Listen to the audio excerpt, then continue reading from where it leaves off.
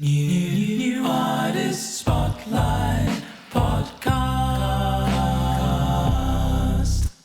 Hello, everybody, and welcome back to the New Artist Spotlight Podcast. I am Wilko Wilkes. And I am Big OG, Origin Cross, back again in these seats, and you know what we're here to do. That's right, we're here to chat to artists from the New Artist Spotlight community. There's plenty of them, there's plenty of talent. Shout out to all of you. Today, very excited to have on the show. Welcome, Cecily. How are you? Hi, I'm pretty good. How are you? Good, yeah, I'm good. Origin, Awesome. how are you? We're doing good. There you go, he's flexing already. Hey, we're all feeling good here. Yeah. Always a good We're on this thing. podcast. All good vibes.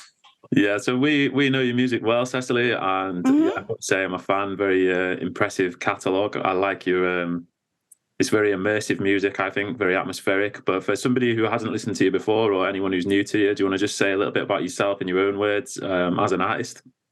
Sure. So I'm a piano-based singer-songwriter. I started learning piano kind of on a whim about 12 years ago, and I've been teaching myself ever since. And I've kind of started off on guitar, but then I took to the piano. And a lot of my influences and a lot of the music I really like is very atmospheric. Like I like people to draw people into a world and bring people in. Like one of my I'll admit, one of my influences is Kate Bush, who I'm a huge, huge fan of. And I love the way that she creates her own worlds that you just kind of get lost in. And so that's what I try to do with my own music. And like, hopefully, you listen to it and you start to feel a little bit of your emotions and all that. So that's kind of what I do. And I also, like Kate Bush, I like to stack a lot of my own vocals, come up with like doing doubles and triples of my voice and all harmonizing. Cause I used to take I was a part of a choir. And so I was the alto, so I was the lowest female part. And so I got used to singing the harmonies. And so that's what I try to bring to my own music. Yeah, that's cool. I don't know. I think when you start off with like recording and things like that, when you try to do the like layering and you have like doubles and triples, like I don't know. What was your experience? Or do you, well, I guess a good question to start off. Do you mix your own music or do you outsource that? You do? Yeah, I mix everything. And some of it's been a big learning process.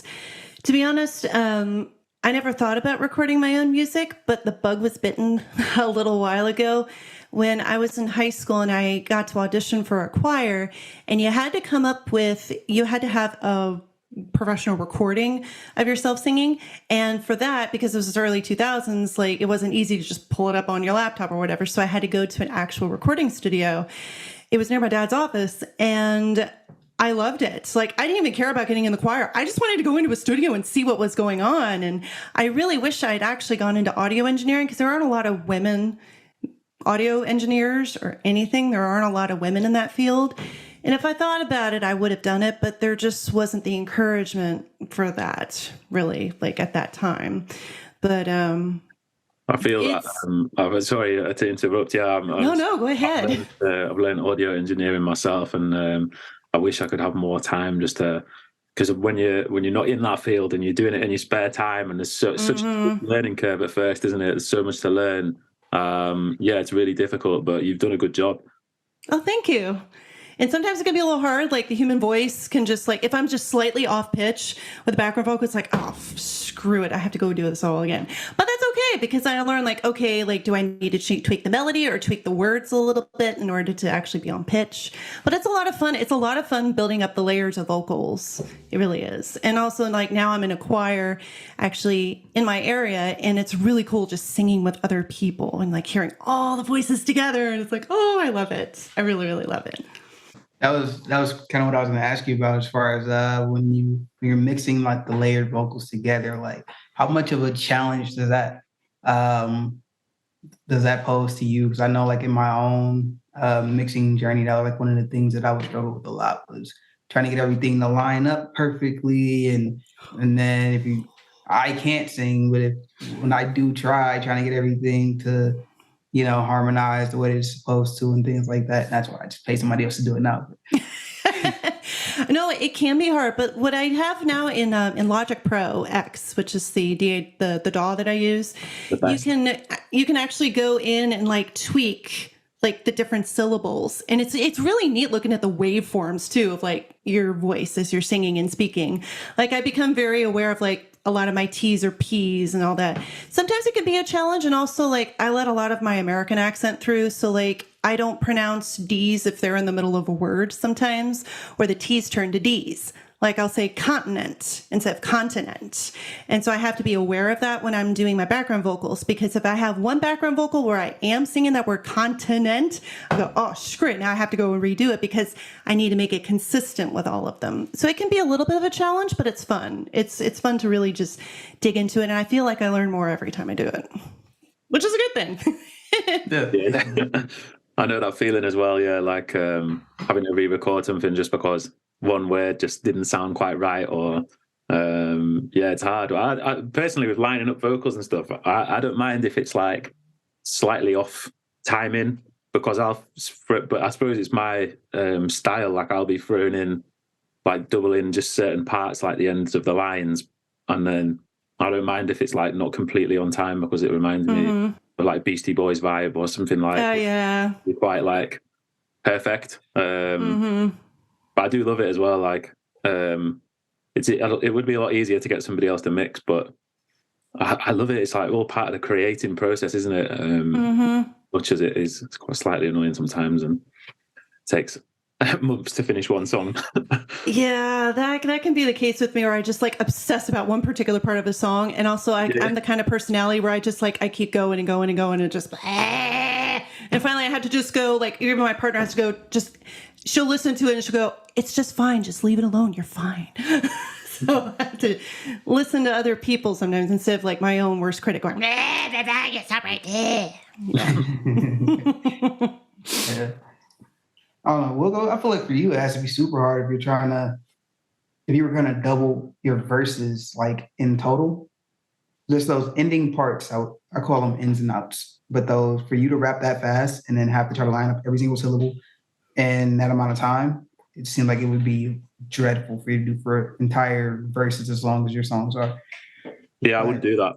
No. Or if I did, I'd just use you go so fast. Yeah, there's a doubler plugin on Logic that you can use, which just will double it up, but then it'll put a little bit of like tremolo on there and kind of just slightly delay stuff, so it makes it sound doubled even though it's not. So if I wanted to do that, that's what I would do, rather than try and literally recreate it. So anyway, back to Cecily.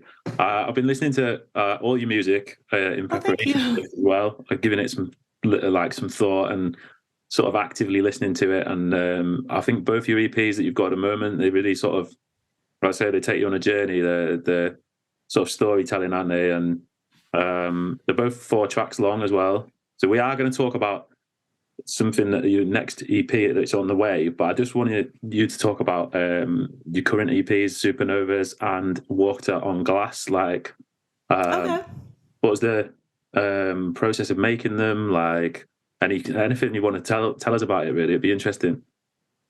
Sure. So Water on Glass was actually kind of like a maxi single, I guess, for a song that's on my album, Never Enough Flowers. And Water on Glass was one of the first songs I ever wrote about. It was one of the first songs that I wrote about a woman I had a crush on, and I knew she was straight. And it was one of those. It was like, I know she's straight, but I'm like, just the pining. It was just the pining. And so on that EP, I wanted to have the album version and then an acoustic version, which has me like stretching my voice a little bit, like doing a lot more of the layers and stuff like that. And then 2 exclusive B-sides. One of them is a cover of a Kate Bush song called Love and Anger. It was one of her singles from The Sensual World, her album in 1989. And I mean, because Kate Bush, like I said, she's one of my influences. I even have a podcast about her. So like, I'm a bit of a stan. Just a bit. just a wee bit. I mean, I've been doing this show about her since 2017. So yeah, and I've still got a little bit of ways to go. But I have a cover of Love and Anger on there, which is a little bit of a difficult song. A lot of her music is very difficult to sing because it's just kind of going on. It's not, some of it's like going all over the place. I mean, by that point in her career, she wasn't going as much all over the place, but sometimes just like the way the melody, it's like, how did you come up with this melody? You're a freaking genius. Oh my God. And then the other song on that EP is Little Blue, which was something I wrote about a woman that I definitely had feelings for. And it was like, she was always like busy with her life. And it was like, let me be your little blue, as in like, let me be like your place of calm. And that's actually a song I've kind of gone back and rewritten since then. And I'm thinking of re-releasing that song, just kind of done up a little bit differently. So that was the deal with Water on Glass. And also the picture on Water on Glass was actually taken in the house where I used to live. I had these kind of mason jars that you can get at like Walmart and stuff here for canning, for people who like to can. And I filled it up with water and put some roses in it, or put some flowers in it. It's like, oh, it's like you're crying, because it's a sad song, but like, I really love you, but you're straight. Oh, that's what that song. Supernovas was something that I released last year. And it's kind of a follow-up to Never Enough Flowers, which was my full-length album. And it's 4 songs. 2 of them are about one person. 2 of them are about another person. And it was written during 2020 when like the world was kind of imploding and like COVID and everything was changing. And I had 2 major relationships completely implode. And I needed to write and just get my stuff out there a little bit. And so 2 of the songs on there are about one relationship, and 2 of them are about the other. And I do have to say, one of them was and probably what came out of those songs was definitely I think one of my best songs that I've ever written was Martyr. That one came out of a very, very deep place of a lot of hurt. And like, why didn't you tell me this was how you were feeling? How could you do this to yourself? Why didn't you tell me? And the other song I really like on there is actually the last track. It's called Magnetic Fields, which I wrote with Charlotte Martin, who's been my friend and a music teacher and mentor for, about 5 years. Charlotte Martin is someone whose music I got into in college, and then she's kind of retired from music for a bit, and she does online music lessons. And I was one of the first people to sign up with her. Like, part of it was like, oh, I'm such a huge fan. Ooh, oh my gosh. I get to sing with one of my favorite singers and everything. But she and I ended up writing that song because at the time I was going through the end of a relationship and she was too. And so we just like infused like both of our like pissed offness about what had happened into this song that's like, I still don't have it completely memorized because it just goes all over the place. And I love it because that's how the relationship felt that I wrote about. It was like, sometimes you're close to me and sometimes you're pulling away. It's like, what the hell? What are you doing? But that was kind of Supernovas. And Supernovas, I called it Supernovas because it references one of my songs from Never Enough Flowers. One of the lines is what's left of the supernovas, as in like, this is what's left of like just the explosions of these relationships imploding in your life, and just learning to deal with it and learning to move on and pick up the pieces and go, okay, what did I learn from this? All right, this is what I learned. Okay, just keep moving on. It's probably my favorite work that I've ever done is Supernovas, because there was just so much emotion and work that went into those. And plus, I got to write with Charlotte, and also got Martyr out of it, which I remember had a completely different melody at first, and then I kind of worked on it and all that. So that's what I had going on, and I'm really proud of those. Some good work on there, and I recommend you guys check it out. Cecily, Martyr, Supernova. Just type it into your favorite search engine, favorite music listening platform, DSP, whatever, and go check it out. And I did want to ask, how long have you been a part of Nordic Spotlight, and then how did you find it? I've only been a part of the group for, ça fait 4 mois. It's been 4 months. That I've been a part. I joined you guys in November, and I found it because someone was tweeting about it. So all those tweets work. They work because they reach the people like me that are like, ooh, what is this? And at the time, like, I was promoting Supernovas, and I was trying to figure out, like, is there another group that like I can promote stuff with? And so I found New Artist Spotlight. I went, whoa, this is really cool. Hey. And I think it's fantastic. I love being a part of the group. I was a part of a similar group actually back in like the Google Plus days. And it was like a group of people coming together and like promoting other artists and everything. But it imploded. Like it really, really imploded. Not just because Google Plus eventually imploded, but it imploded even before then. And I think it's great because I love hearing so many different kinds of music. I love hearing songs that are not always in English too, by the way. Like it makes it truly international. Like I only speak French. I speak French and I speak in some English, can kind of get by in Italian. I can kind of puzzle my way through Spanish, but I don't have to understand the music. I don't have to understand the words to know the emotions. Yeah, just I kind of a little bit here and A little bit there. of Russian, not too bad at Mandarin, but apart from that. Oh, Swahili on the weekends only. No, that's awesome. It's nice to hear someone say Twitter as well and not Submit Hub, which is usually the answer. yeah. So no, that's cool. Yeah, you're right. It does work. So we're going to listen to one of these songs today. Which one are we going to listen to? So the one that we're going to listen to is one that's going to be coming out on an EP next month. This is called Late Bloomer. Late Bloomer it's kind of the story of my life. Like it's a song about coming out later in life. And I've never encountered another song like this where it's about like, you're coming into your own and maybe you lived your life as one way and now you realize, no, that's not really who I am. I'm really over here. And you're starting the journey. And I think my favorite part of the song is toward the end where it's like the longest journey now it can begin is in like, you know that you're not straight. You know, this is who you are. And that's just the start.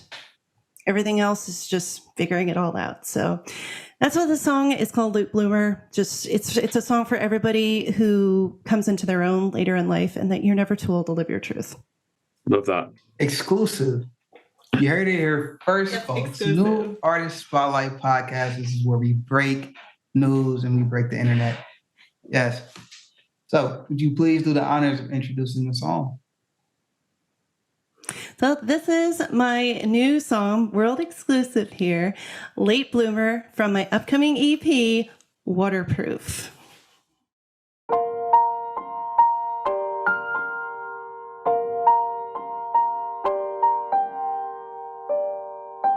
You don't know why it feels like this, why your blood is lavender, but you do, yes you do. You don't know why it feels like this, why the world says be with him, but you do, yes you do. Follow them, never you. So in the spring of your life, you never got to grow. In the spring of your life, you never got to grow.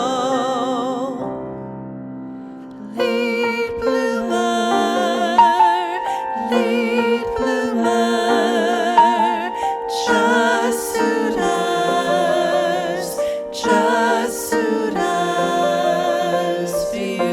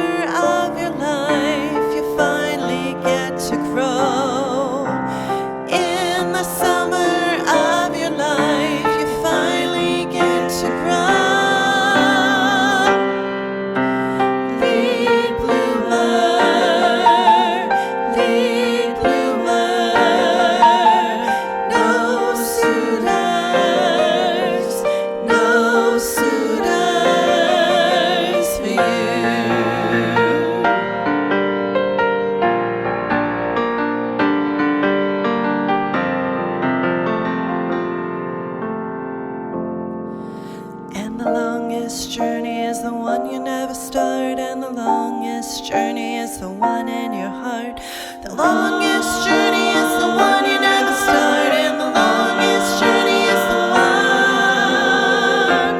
in your heart. In your heart.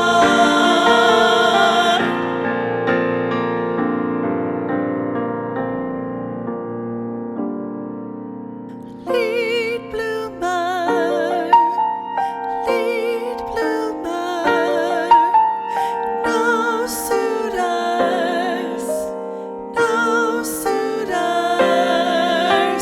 Lead bloomer,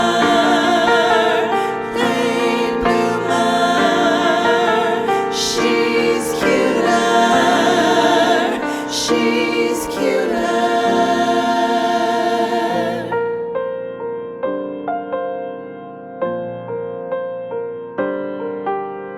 Longest journey, now it can begin.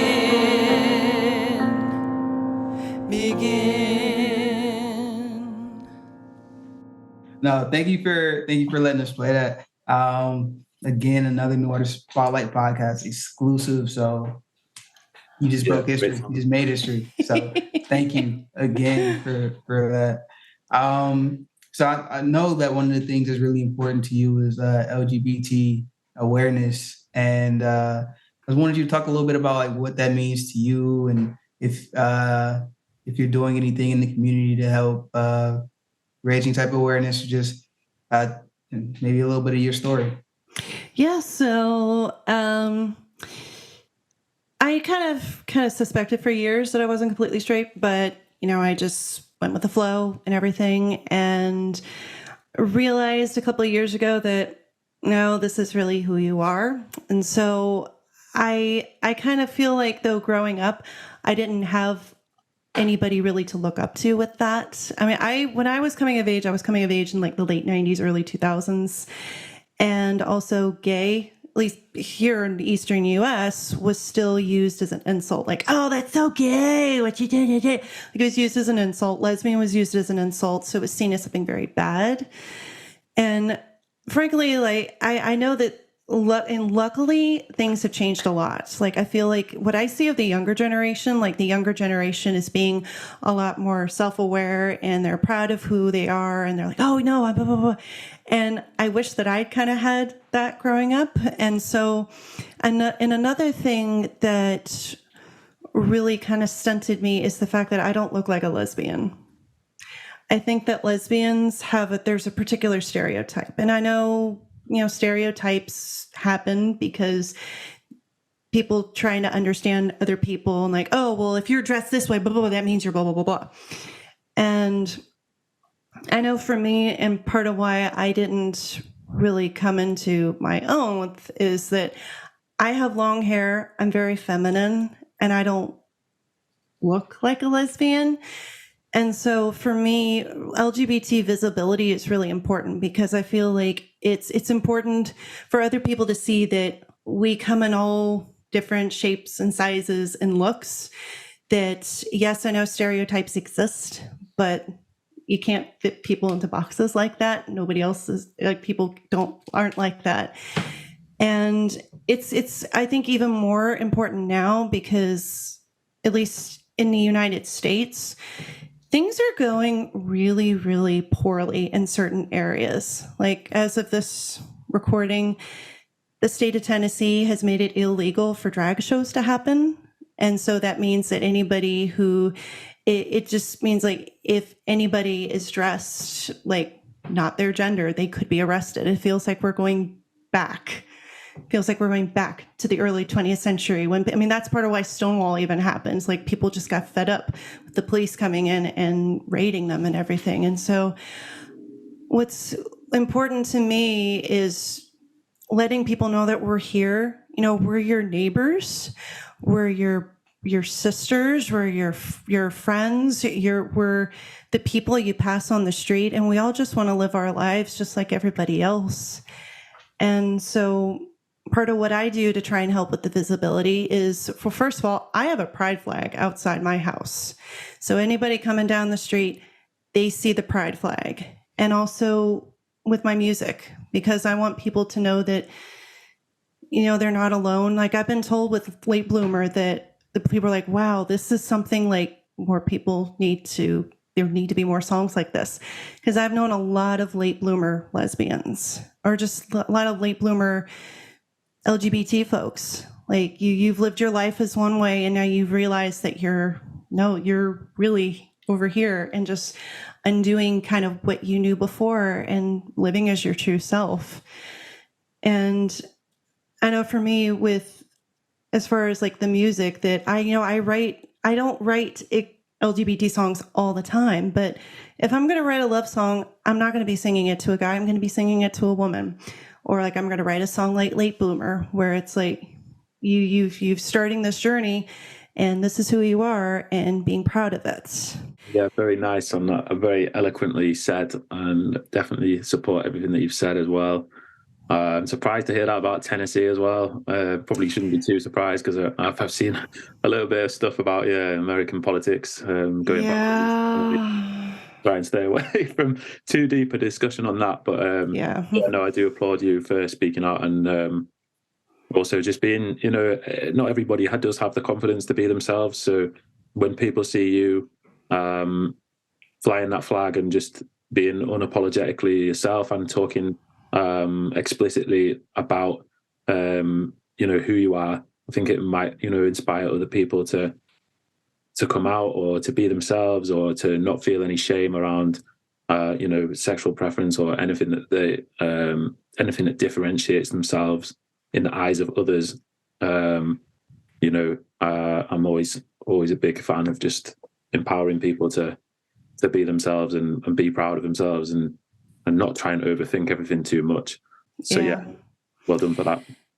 And certainly, like in my day job, I work as an interpreter, and so sometimes I've even helped LGBT folks, especially LGBT folks, like some of my French speakers from Africa, where it's not LGBT friendly at all. And so sometimes they come on the phone and like they're asking them questions, and I find out through the course of conversation that they're gay or something like that, and that the reason they fled was because they're gay.